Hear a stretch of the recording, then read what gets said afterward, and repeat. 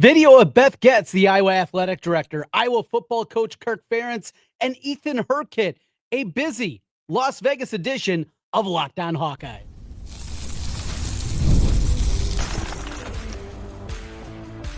You are Locked On Hawkeyes, your daily podcast on the Iowa Hawkeyes. Part of the Locked On Podcast Network, your team every day.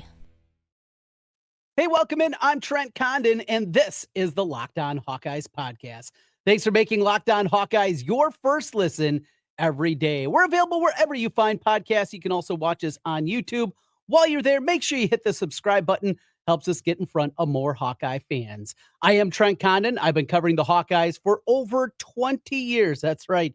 In the state of Iowa on the radio, including currently on the Iowa Sports Radio Network. You can hear me each weekday talking the world of sports in Sioux City, Iowa City, Cedar Rapids, the Quad Cities, and our flagship 106.3 KXNO. Today's episode is brought to you by Monarch Money.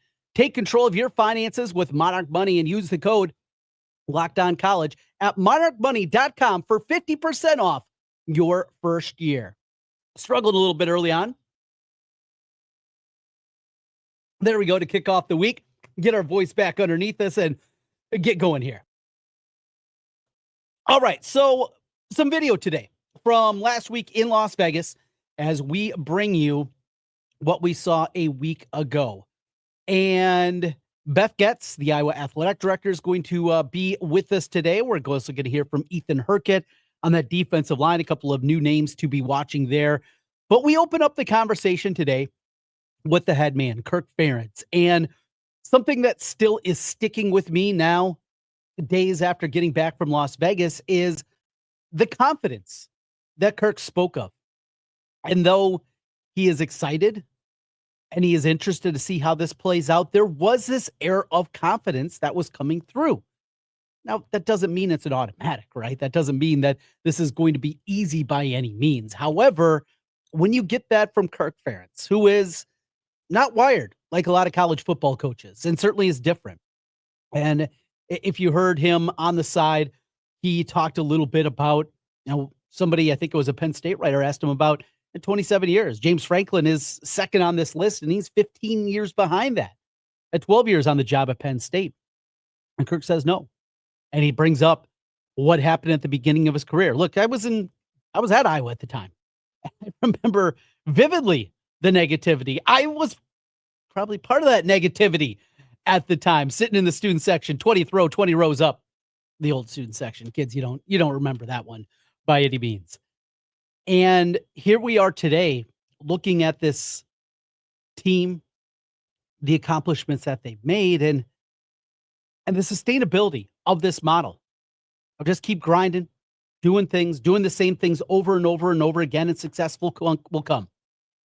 There is one thing, though. And for all the wins that Iowa's had, and we're talking about over a 5-10 year stretch, unprecedented. And a big part of that is what they've done defensively. But a lingering concern, and another topic I want to tackle a little bit deeper in the coming days, is how bad it's gone against the elite teams.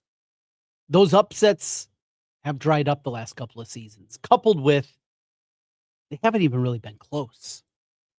And as we look at this program big picture, is that an indictment on Iowa, or is it the new reality where the blue bloods are now elevating themselves, where the old Iowa style of hang around and see what happens can't work anymore? If that is changing, is it just the Big Ten is getting better? A lot of different ways we can go on that one. But let's do it right now. Let's head back to Las Vegas and hear from Kirk Ferentz. This was his on-the-side interview, about 6 minutes with the coach of the Hawkeyes. Just because Cohen, sure. He's made one career start, like how... Yep, we let our leadership group float. I've learned a few things over the years, and so it used to be the coaches and players, and but I've just basically thrown it to our leadership group. They vote, and let them select who they want to represent them. And there's no hidden messages, or it doesn't mean anything with dog gossip. So that's who the guys voted for, and I think it speaks to Cohen in particular. Speaks to who he is. He's a guy that has just impressed everybody in the program. He's got a great attitude, great work ethic. Obviously, had to fight through a tough injury, a significant injury. He did it in record time. So, I think we're all optimistic. He'll play really well for us this year. He's one of the guys I was talking about that hasn't played a lot, but I think is capable of playing great. And on top of it, he's just a great leader, a great young man. Do you have any other injuries going into camp that are going to prevent guys from getting ready, or it's pretty healthy? Yeah, I think overall, not too bad. We've had a couple of soft tissue things last 5 weeks, 6 weeks. Fortunately, upswing on both the guys I'm thinking about. Visited Kenya about it yesterday. And I think overall, pretty good shape. Obviously, Drew Campbell, and then on the flip side, well-known, had medical issues that happened in the spring. So they're both still on the recovery trail. And I think Drew will probably be ready sometime in September. And Will's probably about a month or two behind that. He's missed a lot of time. Those are not guys we're counting on, but you want them out in the field perhaps, and that's what they want to be. But anyway, so I think compared to years past, I think we're in pretty good shape right now. How has Cohen how has he kind of earned that respect from you getting one career start? I know you've heard a lot. Same guy every day. I mean, everybody knows the hustle player everybody talks about, but that's who he is every day. He just shows up and works. He's got a great attitude. He was the same way we recruited him. He's just a tremendous person. Got great parental support, and he's a great young guy. All the players just think the world of him because he works every day. He is what you hope a player will be. 3 more questions. Lots to talk about Mark Gronowski right now. But, I mean, you brought another transfer quarterback in, and Hecklinski. I guess I know he wasn't around in the spring, but what are your impressions? I'm guessing you guys have connected the dots between Warren and Jeremy. Warren's joined our program. We've got tremendous respect for him too. He's been just a great addition, and he's a football guy. Like, he just loves football, and both of us have great respect, I think, for him with Tim and I, in terms of Warren's grasp and feel. So, Warren felt confident Jeremy could come in and compete at this level. He'd worked with him for a year, so he's been a great addition. Again, we haven't, just like Mark, haven't seen him really run our team, but you get both him, and then we're really pleased with Hank too. Hank's done a great job in 7+ months. So, compared to a year ago, the whole room in the last 2 years, we've got a much healthier room, I think, right now. And what I talked about in there about how our team develops in August, all 3 of those guys will be a big part of that, because we really haven't seen them. Hank practiced 15 times in the spring, because he'll be a lot better in August than he was. And he was good in the spring. I'm not trying to say he wasn't good, but I'm curious to see what his growth is, too, because all 3 of them are what you're looking for at that position. They just have a great attitude and a work ethic and all that. Can you retell the Logan Jones coming in as defensive lineman, the switch, and kind of how you've seen that whole progression go? Yeah, and I screwed that up too. Full disclosure. In that, we moved him in the spring. I think it was January or maybe in the spring, but should have done that in December like we did with Tyler Linderbaum. And, part of my job, obviously, is I talked earlier about taking care of the day, but I got to look down the road a little bit. And during that time period, just didn't see somebody that seemed like a natural next center for us. Whereas, same thing with Linderbaum. That's why I moved him over there. And we felt like we could afford to. He wasn't doing a bad job on defense, but we felt we could afford it, and he was open to it. So I wish we had done it in December, because that would have been another 15 practices for him to, get used to it. But he's overcome that late start, and he's done very well. You brought in 2 defensive tackles out of the portal. Yeah. Just where those guys are, I know they haven't had a whole lot of reps with you guys. And secondly, bringing in transfer portal into your guys' program, do you see culture shock? Is it finding that right fit? Just, you've been doing it more and more here recently, just what that is coming into the Iowa program. Yeah, I think if we've learned one thing, it's the more you can get players that, it's like just like recruiting high school players. You want to get guys that are going to have a chance to really fit into what we do and how we do it. And both those guys have done a great job. So they're 2 different stories in that, John is a 5th-year guy or 6th-year guy, whatever he is, but he's a grad transfer. So he's older, and he'll help us. There's no question about that. And then, on the other hand, Bryce is a little bit younger. And the only thing he isn't is tall. But, neither is Noah Shannon, neither is Mike Downs. We're right down the list. We're not big on that. But I think he's got a great attitude. He's a really good football player. So I'm really confident both those guys are going to really help us this year. They're going to play a lot of football, and It was kind of our approach. We looked at a couple spots where we really needed to address our depth issues, and both those guys are exactly what we were hoping for, just like the quarterback. So we've been lucky that way, and you hope you bring guys in that are excited about coming too. That's the other part of it. And both those guys, they think they're in the best place ever, which is great. That's how we wanted to feel. Okay, thank you, Coach. Thank you. So there is Kirk Ferentz from Las Vegas, and on the side interview, you might have noticed that voice at the end. Yes, asking about defensive tackle. How about that, though? Kirk saying that he believes both Jonah Pace and Bryce Hawthorne are going to play, and sound like playing pretty significant minutes. And with Aaron Graves in the middle, Jeremiah Pittman coming back, developing that depth, and some of the young guys that are going to be there. Exciting times, and excited, I think, with what they're going to get out of both of those guys in the middle of the Hawkeye defense and defensive tackle coming up this season. Our conversations continue from Las Vegas. Coming up next, she is the athletic director at the University of Iowa. Carver-Hawkeye renovations, they are sorely needed. What does she have to say about those? We'll do that next as we continue on the Locked On Hawkeyes podcast.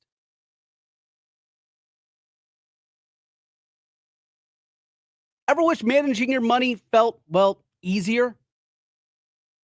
With Monarch Money, it can. Whether you're growing your savings or planning a big purchase, Monarch puts you in the driver's seat. It's like having your own personal CFO, giving you full visibility and control over your finances. Monarch Money has been absolutely great for my family. We've loved what we've been doing. It's more than just a budgeting app. It's a complete financial command center. Track your accounts, investments, and spending all in one place. In addition to managing your money, it's also building wealth. One thing that we started finding out when we were using the Monarch Money app for the first time, how much money we were just spending on having things delivered all the time. Maybe it was some food. Maybe it was some clothes. Maybe it was crazy things that I don't know if we needed from a personal shipping place, but they were coming to the house all the time. We were able to control that spending and see exactly what we were spending week in and week out. Maybe you got a goal. You want to take a trip. You want to follow the Hawkeyes this year. You want to go to a bowl game. Now set a financial goal, and you can track it right there on the Monarch Money app. Take control of your finances with Monarch Money. Use code LOCKEDONCollege at monarchmoney.com for 50% off your first year. That's monarchmoney.com. Code LOCKEDONCollege for half off your first year.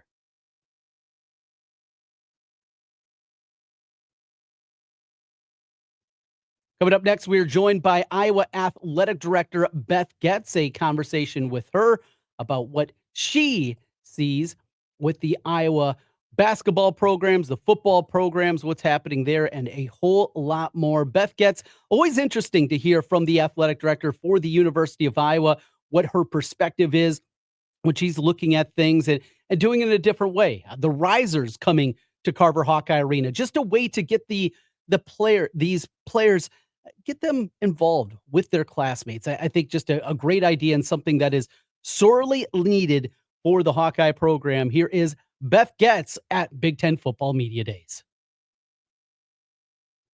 So how's that gone so far? Share, and you guys been able to distribute some money, I assume. Yeah, you know what, we've been really pleased that it's gone in terms of the operationalizing of making that distribution for many of our athletes. We made a first payment on July 1st. And no issues. It went relatively smoothly. I think it's already been reported. We're setting up a really good partner. A lot of legwork and things like that to get it uploaded, but when smoothly is it good. It's been difficult to navigate just in terms of how the NCAA is operating and what things are going to be gone and how they're back. Like just managing that and then talking to that and getting that a little more clarity would obviously be nice. But, at the end of the day, I mean, right now, all of that really just lies, in terms of the settlement agreement. So that's working with the plaintiff lawyers and trying to figure out what that piece is going to play out. So, it's helpful because, I think Brad and I have a good relationship. We talk all the time and just trying to get comfortable saying, hey, we're going to make the best decision we can today with the information we know and then pivot if we learn something else. And, probably since COVID, COVID. I think that's the way we've all had to operate in athletics for a while. And so you get pretty comfortable and having a few contingency plans and just waiting to make plans to adjust them in another 6 weeks or so. How do you guys adjust budgetarily? Because there was a flood of money that came into the market this spring, and now it's going to potentially have to draw back a little bit, I would think. Tell me more about specifically. Yeah, just like there seemed just generally there was a flood of money that came into the players this spring. I know a lot of people were rushing to get deals done before the house thing was done. Yeah. And now it's going to now it's going to potentially regress a little bit. How do you handle those situations? Yeah, well, I'm not sure if we know exactly if it's going to regress or not. I think it goes to, driving revenue has always been a priority at this level of college athletics, and it's going to continue to be so. The different avenues that we have to do that, obviously being able to do a good chunk of that in-house now is helpful. So we've got a lot of different strategies going on there, but depending on how settlement terms play out and collectively, we'll have to see if there's something we can continue to do and to support, a third party, whether that's in a true collective form or something we can that into going forward. But it's a lot of resource. We all know that is a component of it, but I think we're going to be well positioned to make sure we're at the table and can execute. Will every athlete receive revenue sharing money on campus, or is it exclusive to a couple of sports or individual sports? It's every athlete on our campus will not receive revenue sharing. We made decisions based on the first year, so we really looked at this snapshot of time with the ability again to pivot as we needed to, and so certainly focused on our revenue sports. Didn't mean the spring of others, means scholarship fees and that as well. So, but we'll have to see how it plays out. How we need to adjust to the market, to what our peers are doing, etc. How many sports?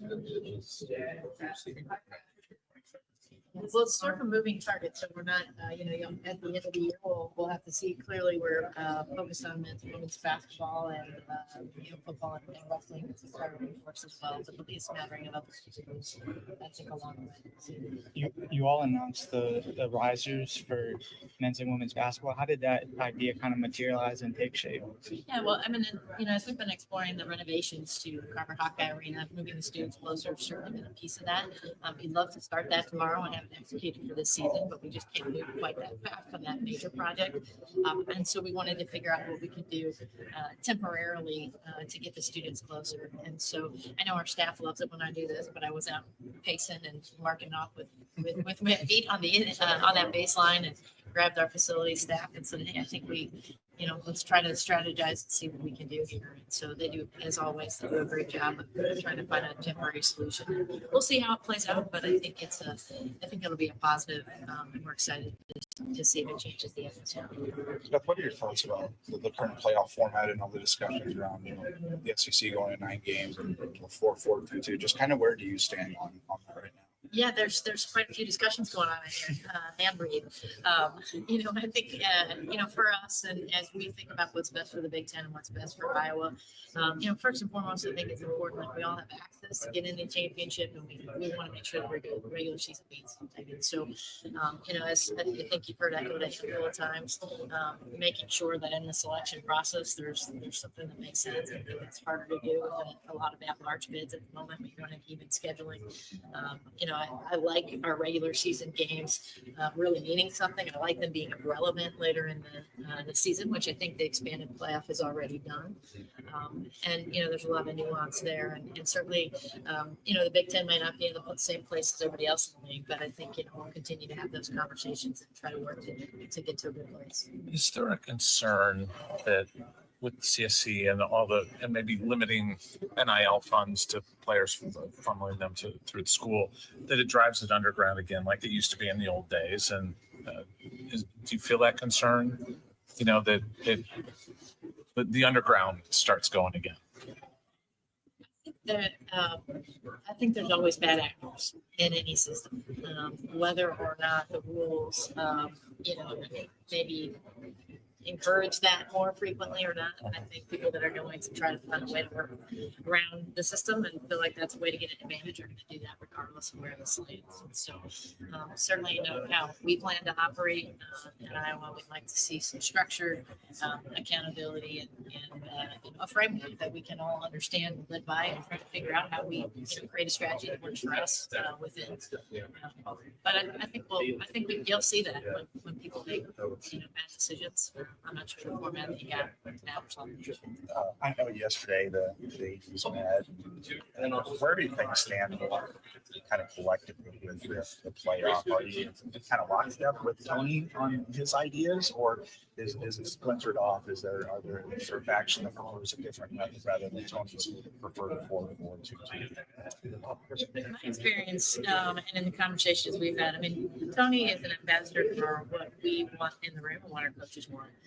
So he takes into account everybody's opinion. It's not that he obviously doesn't bring us strategy and suggestion, but he puts forward what we have asked him, or our presidents, or our coaches have asked him to do. And so I haven't seen any of that. I mean, to be honest, I don't know how much detailed discussion we're having at the moment. I mean, it's really a matter of let's see what these other format ideas might look like. We'll talk about it when they're presented, when they give some detail about what the selection committee, what the criteria might look like in a revamp thing. We'll consider that, and so we'll adjust as we kind of go.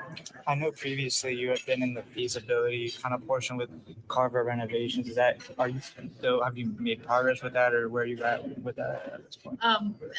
We are making really good progress in our fundraising efforts, and so I think we're taking some steps there, and the more steps we take there will allow us to come back and start to advance that project a little bit. So we've got a lot of work to do. It's a lot of resource that you have to put into that facility that we need, but it'll be important. It's important for many reasons. We've got graduation there. There's something new a lot. Serves our fans really more than just our student athletes, but multiple sports. We need that facility to be standing and service everybody for another 40 years. What are the highest priorities in such a renovation or improvements? I think there's probably a few. I mean, one, there are some things that are just old, 43 years, and you're going to have to do some replacing. So that sort of upkeep is going to have to happen. And so you got that component first, but some other things are just how we best serve anything from restrooms to how do we figure out to navigate the congestion that are in concourses. We need to replace the entire bowl. How do we get the students closer? All those things are really key. But the other piece, and probably goes to the question about why are you still continuing to think about the facility project at all, is that it's one of our key revenue drivers. And right now, we just don't have enough opportunity in there to drive revenue through premium seating and through the way that many fans want to enjoy games these days. And so that'll be a big piece of the renovation. Do you think that if you get such a renovation done, that the arena would be more marketable for concerts, etc.? I think that's certainly a possibility. I've read the long list. I'm sure many of you have been to some of those concerts. I mean, you had some good artists that were in that facility, but I think that would certainly help, and it would be something that we would want to explore.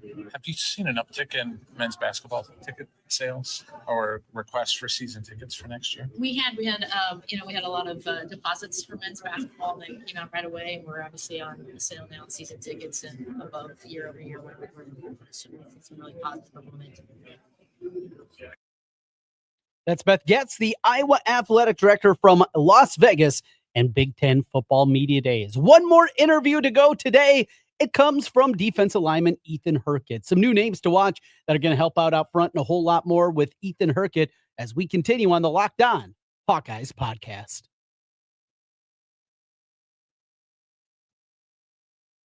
Really. Even when people think about Iowa Hawkeyes football, it's toughness, it's grit, you're going to be in 4 quarters of hell pretty much. How do you guys, what's the mentality when you guys are training in the off season to kind of build that within your program? Yeah, I think we focus a lot on kind of the mental side of it, mental toughness.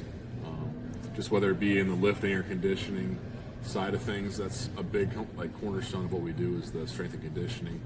And just kind of building up our bodies and building up our minds allows us to hit that season kind of in full stride, I'd say. Yeah, you got a couple new opponents on the schedule this year. You're going out to USC, got a good home slate. Oregon's coming to town. You got Penn State, all that stuff.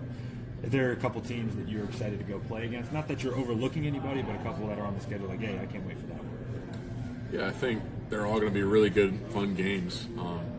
We got a couple good ones at home, which I'm excited about playing them in Kinnick, like you said. So, yeah, I'm looking forward to really all of them. Yeah. Thank you. Thanks. Ethan, being on the D-line, how would you sum up Iowa defensive line in one sentence? One sentence. I would say we're going to do our job and try to hit people in the mouth pretty much. Okay. Yeah. Ethan, you mentioned having those home games and being excited for them. You were on the team in 2021 when Penn State last game, and top 5 matchup. What do you remember about that game? Yeah, it's actually funny. I had torn my ACL like a couple games prior to that, and I got surgery. So I was actually watching that on my couch at home in Cedar Rapids. So I remember being super happy for the guys, seeing the crowd storm the field. I was like, this is insane. It was, what was it, number 2 versus number 3 in the country? 3-4, yeah. So that was insane to see. What is it about Kinnick that teams come in there and that you end up in that sort of game, knockdown, drag out, thriller like that, I guess? I think a big portion of it has to do with our fan base. I was telling somebody here earlier, like they're almost on the field. It seems like they're so close to the sideline and stuff. So having them in your corner and just that noise and that energy definitely helps out a lot. Like there's really nowhere else I'd rather play than Kinnick Stadium. What stood out about the Penn State offensive line and just their offense when you faced off with them 2 years ago? The what? Sorry. What stood out about the Penn State line when you faced off with them 2 years ago? Yeah, they're fundamentally very solid. They're always talented. They're always big, and they're going to play hard for 4 quarters. You brought in a bunch of redshirt freshmen now, guys, those young guys. Can you talk about a couple of the young guys that kind of stood out and might be able to help you guys out kind of rotationally this year? Yeah, as far as the D-line room goes, we got Chima, Chineke, Joe Anderson, Drew Campbell. There's some of the redshirt freshmen, DNs at least, and you got some actual freshmen coming in, and Yosei Epinesa, he should be a really good player too. So these are guys that I think should step up and get a good role going this season. I've been impressed too with our linebackers, some of the young backers like Preston Reese, Buffington. These are guys that I think have been ascending and getting a lot better. So it's fun to watch. What have you seen from that with 3 2024 linebackers? We hear a lot about them. They're a big deal coming in. What have you seen from them in practice and stuff like that? I think they're physical, especially for their age a lot of times. I think it takes multiple years to really be playing how you want to be playing, but they've impressed me so far. And I think that also just the strength and conditioning side, these guys are some freaks of nature. I think Preston Reese broke the linebacker squat record with over 600 pounds or something freakish like that. So they're already physically pretty mature. So now it's just a matter of getting those reps in, but they should be a force to be reckoned with. What's the potential for that group? I mean, you mentioned being a force to be reckoned with. Maybe let's revert to this season. Or do you see them being impactful on special teams? I think so, yeah. I think they can make a big difference in special teams as well as maybe rotating and getting some defensive reps perhaps. I don't know what that room's looking like as much as the D-line room obviously, but they're guys that do things the right way, and they have some older guys ahead of them that are going to show them the steps and that it takes to be at that level too. So I think that they're in a good spot for sure. You've been around for some of that linebacker turnover. I mean, you go up from Jack to Jay and now Jaden and Carson. What have you seen from them? Maybe why would you expect them to continue that tradition or step up and play well this year? Yeah, I think it all kind of stems from Coach Wallace and the culture that he's created inside that room. He's created it to be where the younger guys are really looking to the older guys that are playing and seeing how it's done and learning and working in practice to kind of behind the scenes become that player. As you saw, Jack Campbell was the guy, and then he kind of passed off that role to Jay Higgins. And I think these younger guys have kind of been watching how they played, and they can kind of emulate their style off that.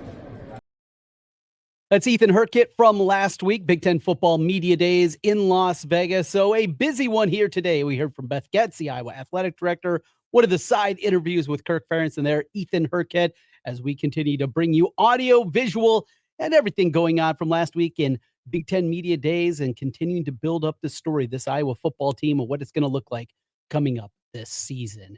That'll do it for today. Thanks for being with us and making Locked On Hawkeyes your first listen every day. We'll talk to you again tomorrow. Until then, go Hawks.